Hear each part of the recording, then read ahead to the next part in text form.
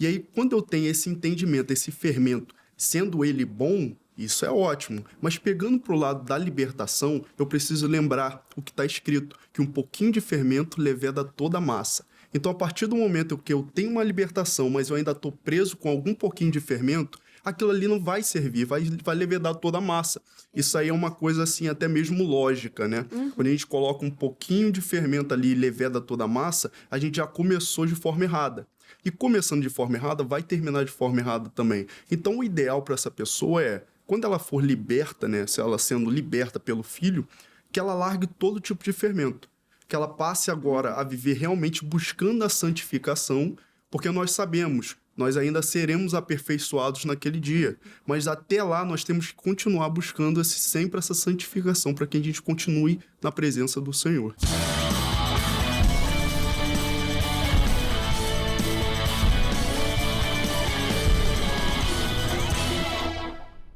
Olá, queridos amigos, mais um podcast bíblico começando, e que honra ter cada um de vocês acompanhando o estudo da Palavra de Deus. Vamos devagar, um capítulo por dia, e extraindo ao máximo deste capítulo cada ensinamento, e tenho certeza que vai ser muito precioso esse momento que vamos ter na presença de Deus. E que não seja só um momento, mas que ao acabar esse programa, você possa continuar na presença de Deus e recebendo daquilo que Ele quer ministrar ao seu coração.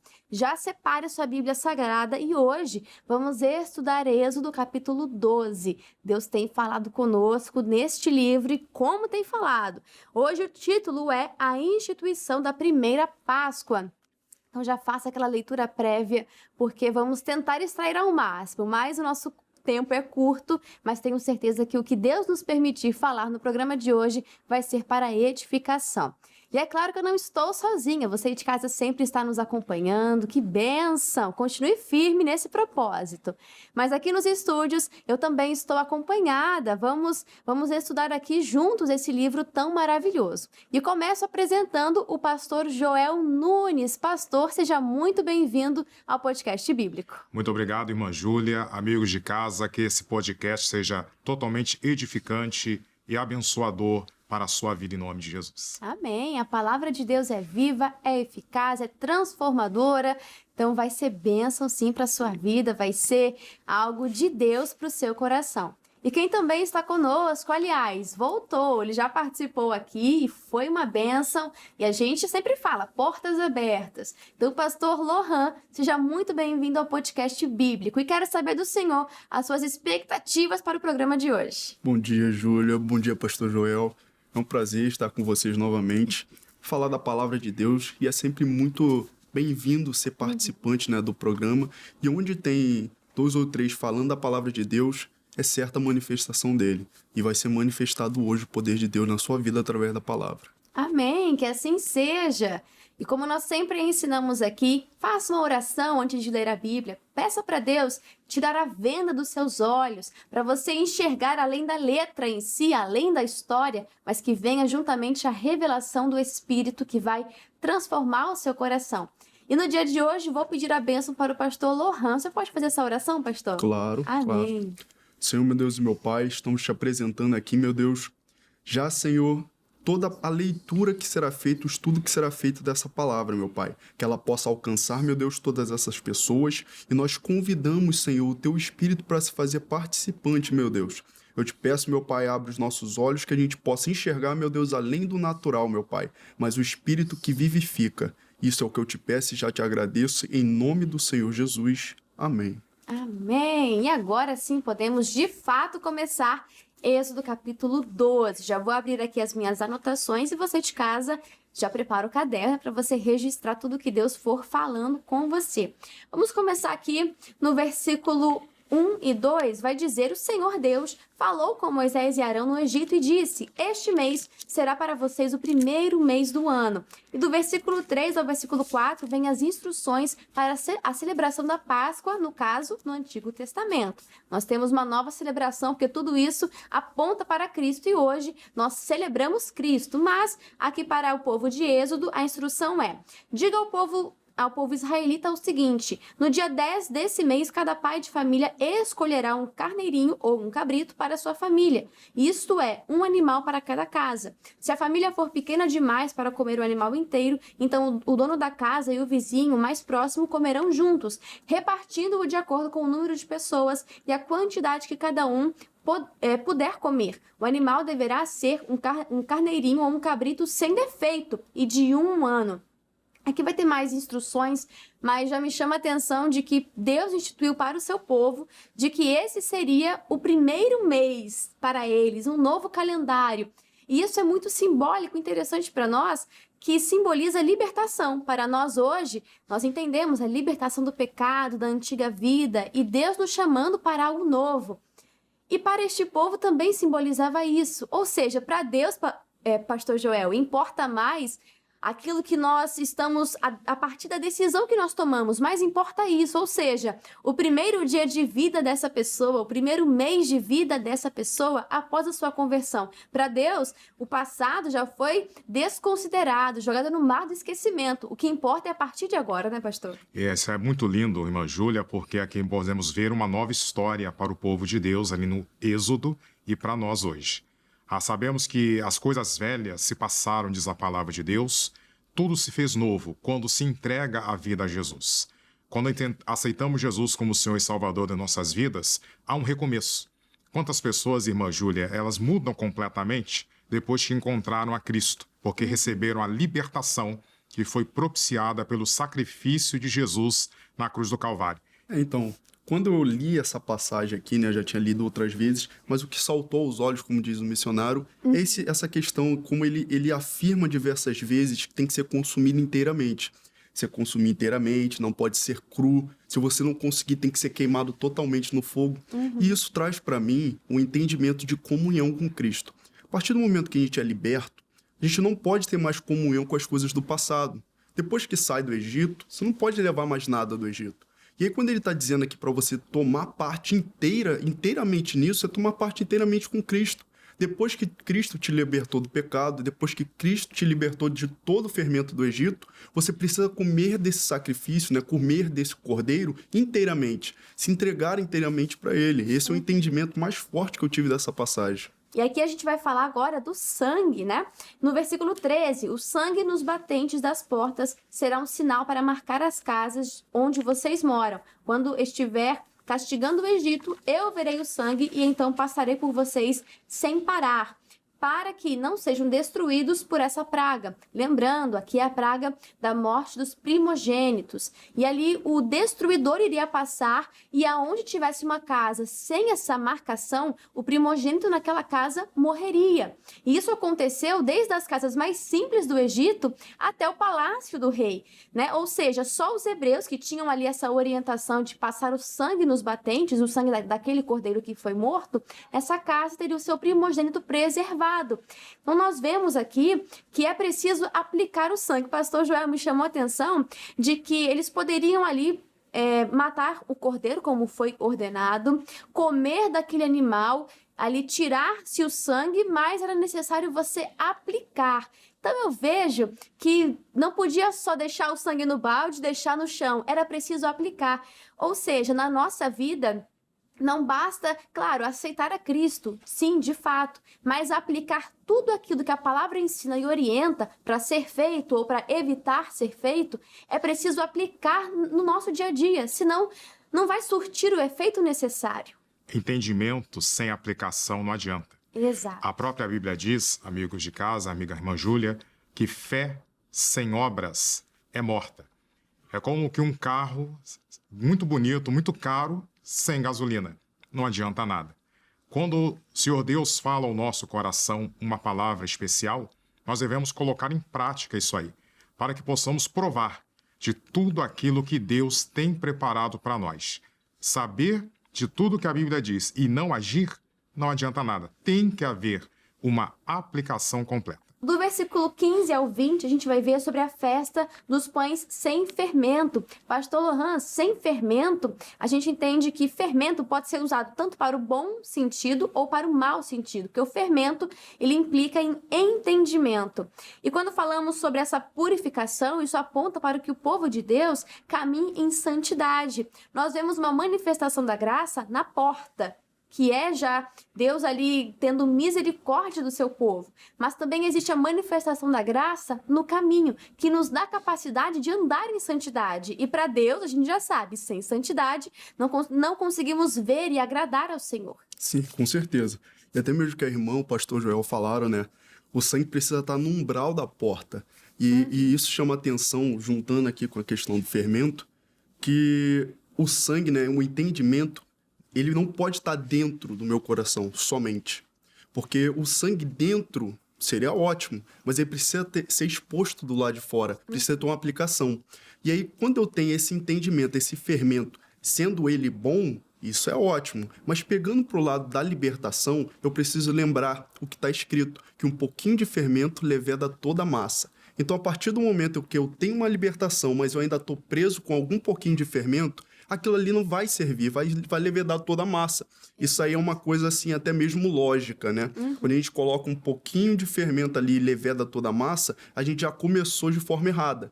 E começando de forma errada, vai terminar de forma errada também. Então, o ideal para essa pessoa é, quando ela for liberta, né? Se ela sendo liberta pelo Filho, que ela largue todo tipo de fermento.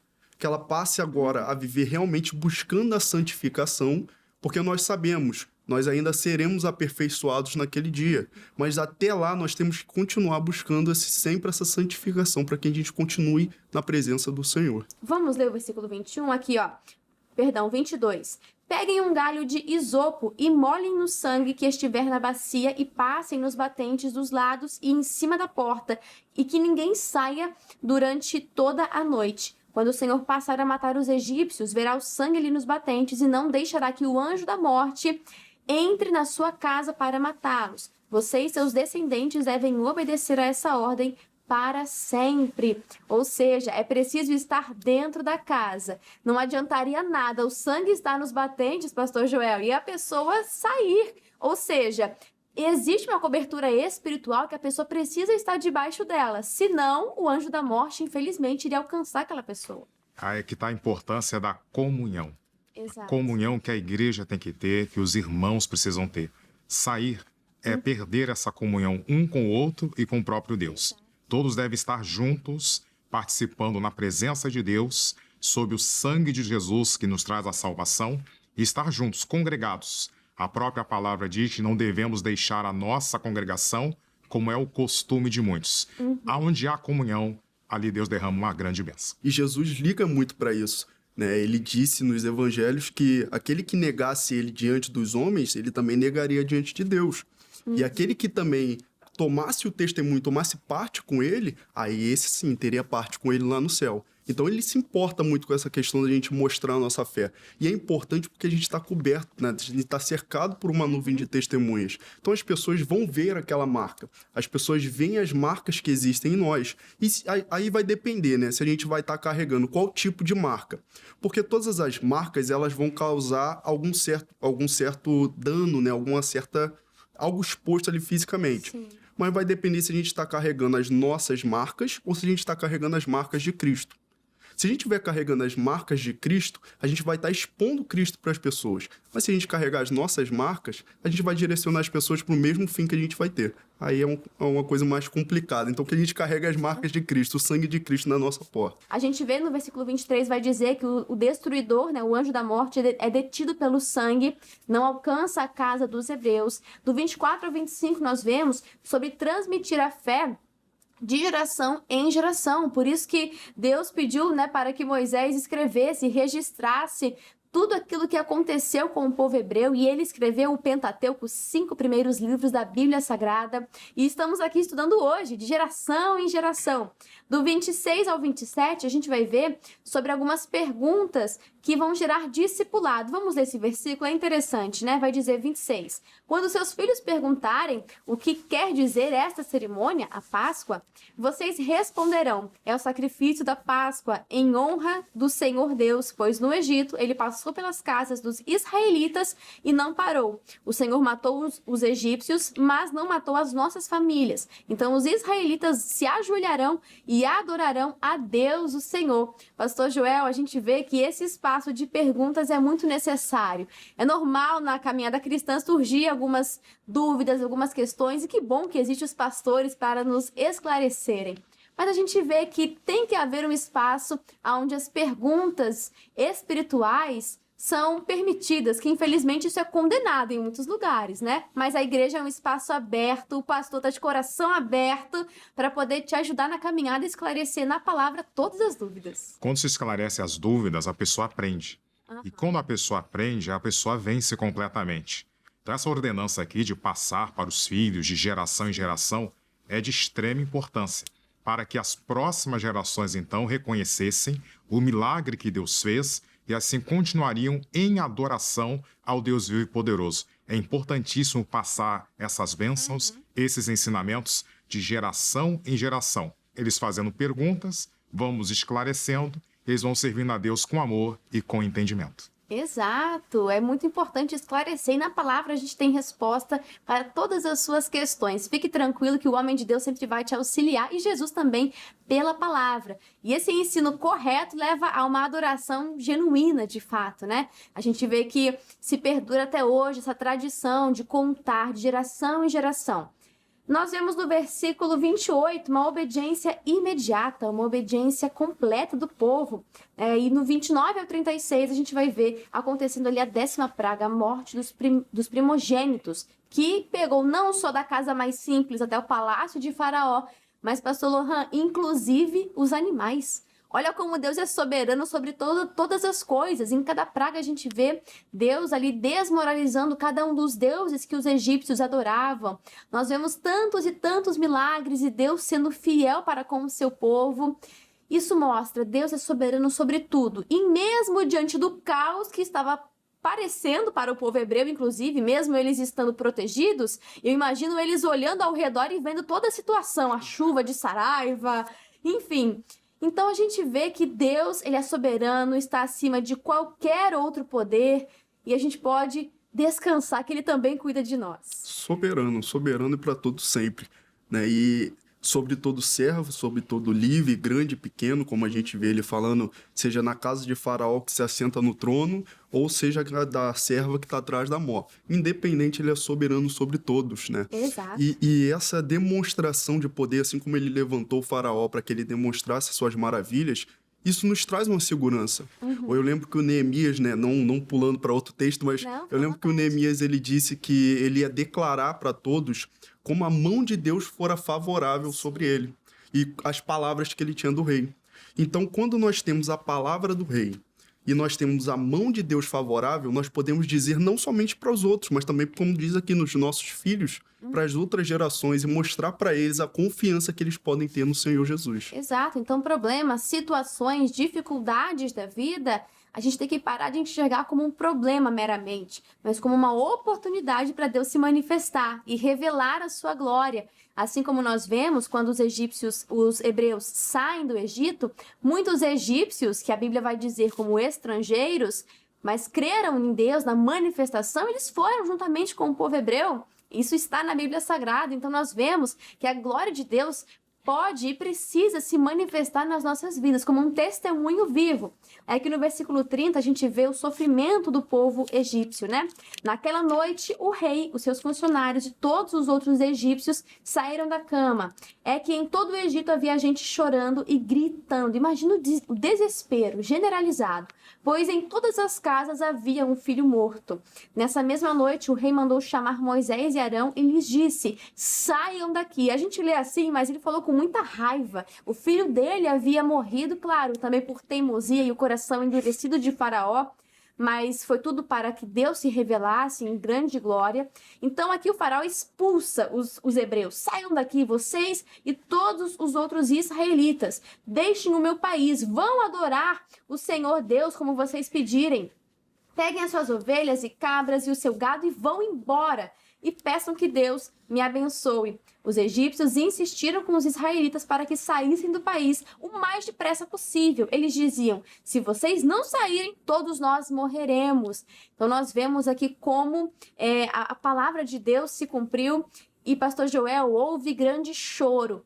Assim como naquele grande dia haverá um grande choro. Porque nós vemos aqui a diferença entre os hebreus, povo de Deus, e aqueles que não creram e sofreram ali as penalidades. Aquilo que, a maldição, aquilo que não está na palavra, acontece com aqueles que estão debaixo, estão fora da aliança, fora da cobertura e proteção do Senhor. Naquele grande dia também vai haver uma grande diferença entre os que permanecem na palavra, povo de Deus, e aqueles que estão fora da cobertura espiritual, e haverá grande choro, né, pastor? É muito triste para alguns esse grande dia, e para outros será um dia de grande alegria. Exato.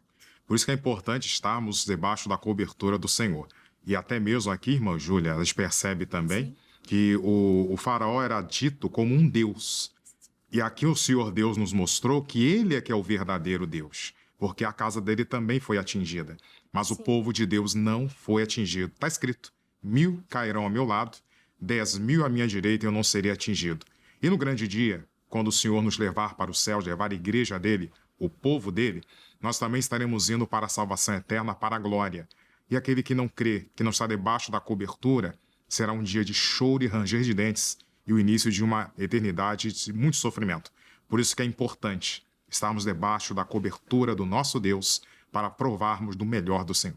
E vemos que nessa guerra entre bem e o mal, nós vemos como nosso Deus, ele é superior, soberano, mais forte, mais valente e que venceu essa guerra. No versículo 36, o Senhor Deus fez com que os egípcios dessem de boa vontade aos israelitas tudo o que eles pediram. Assim, o povo de Israel tomou as riquezas dos egípcios, os despojos de guerra. Por quê? Pastor Lohan, essa guerra foi vencida, foi decretado. E até mais à frente, no capítulo 14, a gente vai ver que Faraó tenta mais uma vez perseguir o povo de Deus, mas ele ainda não tinha entendido. Como não, né? Depois de 10 pragas, ele não tinha entendido ainda que Deus é soberano, que Deus é mais forte, e ele faz com que até aquela riqueza que é do inimigo se volte para você, porque ele sabe fazer uma intervenção que o homem não consegue. Ele é soberano, né, pastor? Soberano, soberano. E é bom ver isso, esse versículo aqui é muito bom, porque anteriormente em Gênesis a gente vê José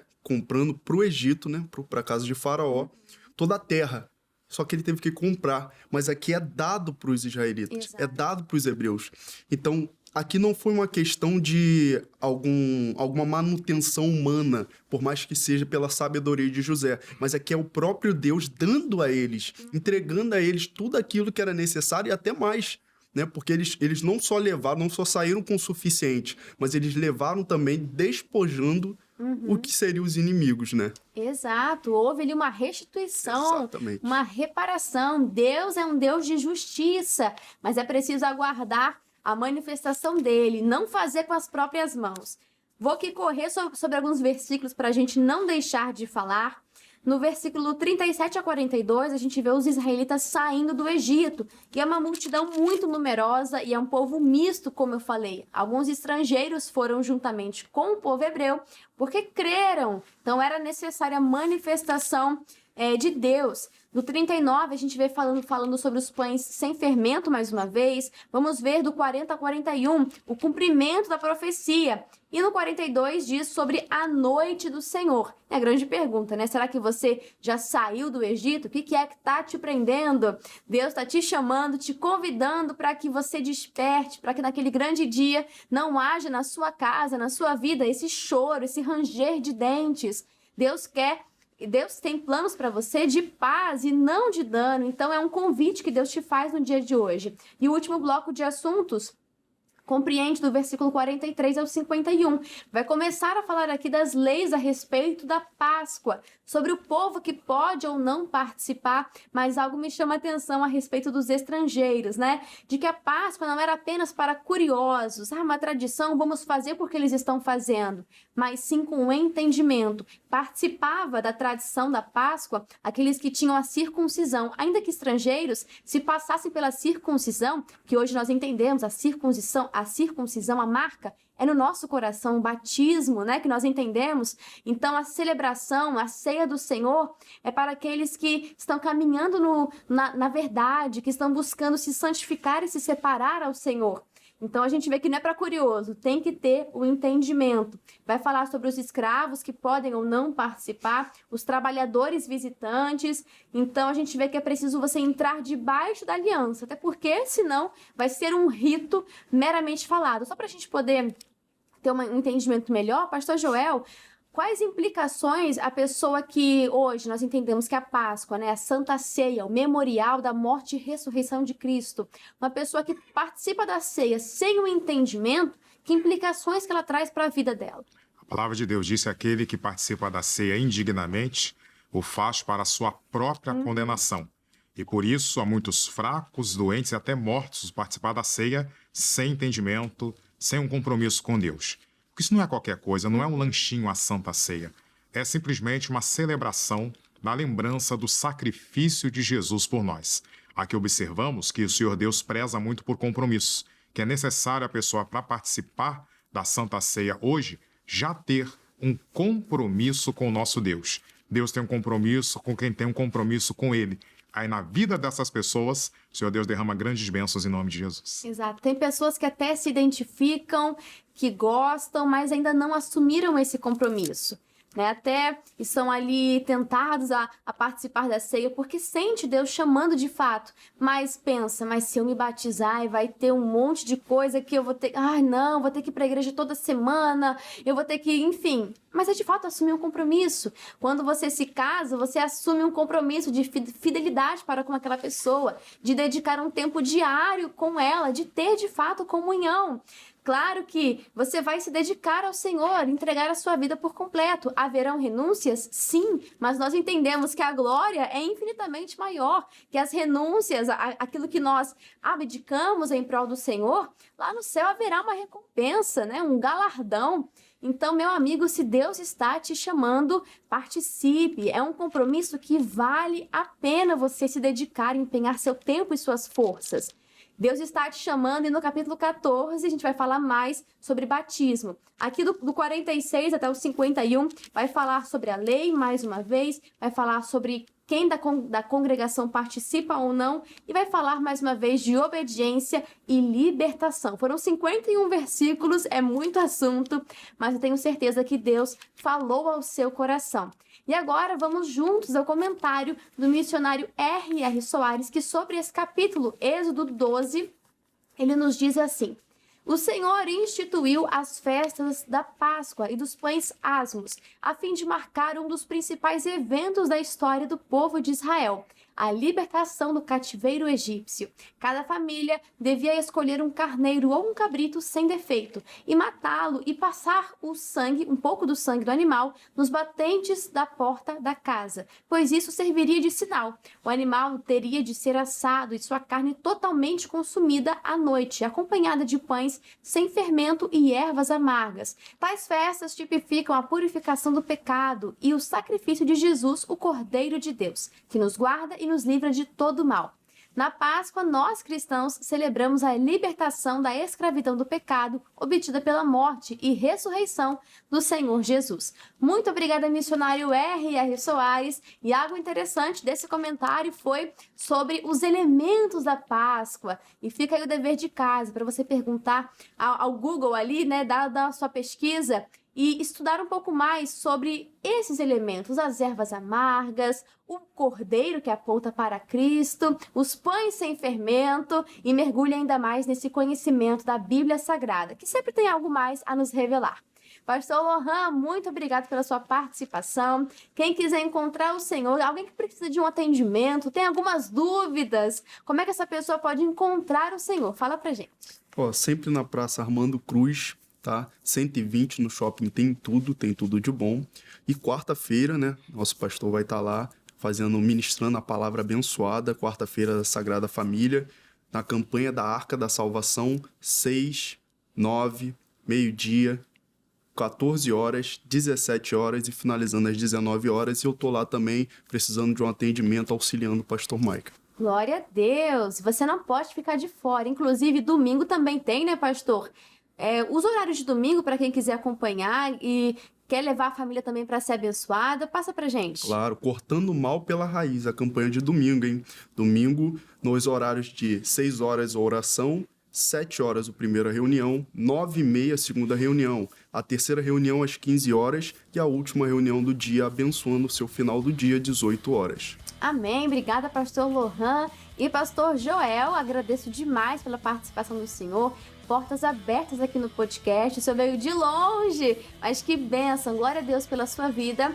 E, pastor, quem quiser um atendimento, uma palavra, quer ser edificado, é da região e quer ali comunhão com Cristo, comunhão com a igreja, onde é que essa pessoa pode encontrar o Senhor? Irmã Júlia, estamos lá na Igreja da Graça, em Campo Grande, a sede regional, e temos reuniões diariamente na nossa sede, especialmente quarta-feira, reunião da Sagrada Família. Também temos as sextas-feiras, que é cura divina e libertação, e domingo, o domingo de comunhão com Deus e busca do Espírito Santo. Na quarta, de segunda a sexta, os horários são os mesmos, 8, 10, meio-dia, às 15 e às 19 horas. E aos domingos, 8, 10, 15 e 18. Tudo isso na Avenida Cesário de Melo, número 2245, em Campo Grande. Muito obrigado. Uma coisa que essa pessoa de casa não pode dizer é que não tem horário, né? Então a igreja está de portas abertas para poder te receber tanto em Campo Grande como em Madureira. São diversos horários para encaixar na sua rotina, para você não chegar no final do dia e falar: não tive tempo, não tive oportunidade. Então, portas abertas, você será muito bem recebido e edificado na fé. Você aí de casa, já te passo um dever de fazer aquela leitura prévia de Êxodo capítulo 13 e voltar para o próximo podcast bíblico para a gente continuar nesse estudo maravilhoso da Palavra de Deus. Um grande abraço a cada um de vocês e que Deus abençoe. Tchau, tchau. Gostou desse vídeo? Deus falou com você? Então já deixa o seu like, deixa o seu joinha e nos ajude compartilhando. Se foi bênção para você, se te edificou, também será bênção para outras pessoas. Deixa Deus te usar. Compartilha no grupo dos amigos, grupo da família, nas redes sociais, fique à vontade. E falando em mídias sociais, você já conhece o nosso Instagram? O @canal.cjc. Lá a gente sempre coloca bastidores, novidades. É lá que acontecem as votações para os próximos livros que vamos estudar aqui no podcast bíblico. Você não pode ficar de fora, né? Então seja um seguidor do @canal.cjc. E também compartilhe o nosso perfil, tá bom? Te convido a ser um inscrito aqui do canal do YouTube. Se você ainda não é um inscrito, meu amigo, tá perdendo e muito! Se inscreva no nosso canal do YouTube e ative as notificações para que assim que a gente subir um vídeo novo, você vai ser o primeiro a ser avisado, tá bom? Muitas bênçãos aqui no canal do YouTube, que Deus te abençoe e já pode seguir aqui para o próximo vídeo. Até mais!